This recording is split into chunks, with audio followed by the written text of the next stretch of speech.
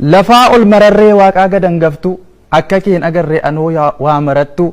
yaa hangaftuu jiruu ogeetti waa mara naanoo jaalala keen namoo geessa gara harmee koo deessuu koo xiiqoftuu koo haqaa jecha ga'aan dhabe siin moggaasuuf maqaa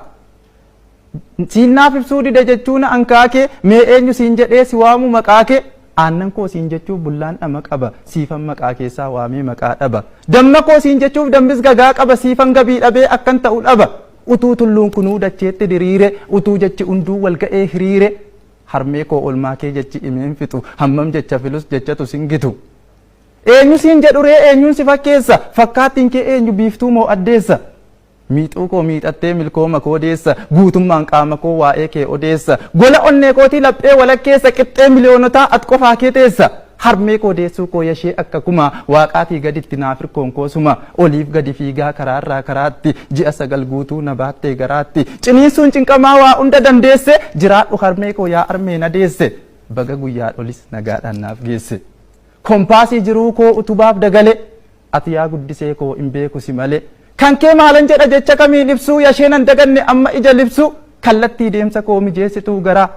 kallattii deemsa koo mijeessituu karaa mee maaluma jedheensi ciibsuree garaa afaan utuun bariinna wajjin dubbatta xurii fi furii koo wajjin na dhungatta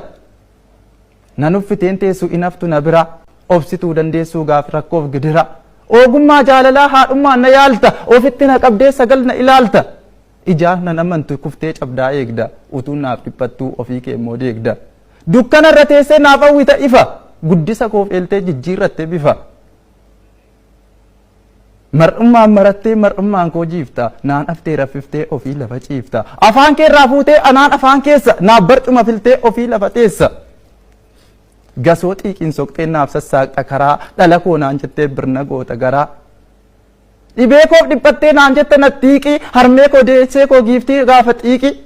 situ na taasise naanuu nama kaayyoo gootittii koo harmee naaf jiraadhu aayyoo caaltuu waan hundumaa caaltuu warqee meeti har'a qofa miti guyyaan hunduu keeti kan na laalaa jirtan haadholiin hundumtuu mana ofii teessanii baga guyyaa dholii nagaadhaan geessanii har'a qofaa miti guyyaa hundumtinuu nuuf guyyaa keessanii sin immoo bartee booda tafaa faana booda yaada warri haadhaan wal arrabsuu fakkeessitan aada wal kabajuu malee xinnaa guddaaf giti aadaa wal arrabsuu hin qabnu boonuti odduma fiddanitti deebisaa maleessa lakki waan akkasii hin qabnu kaleessa ittiin wal sirreessuuf jecha guute lafa haadha kee jedhanii wal arrabsuun fafa ittiin wal sirreessuuf jecha guute lafa haadha kee jedhanii wal arrabsuun fafa oliif gadi fiigaa karaarraa karaatti ji'a 9 guutuu nu baattee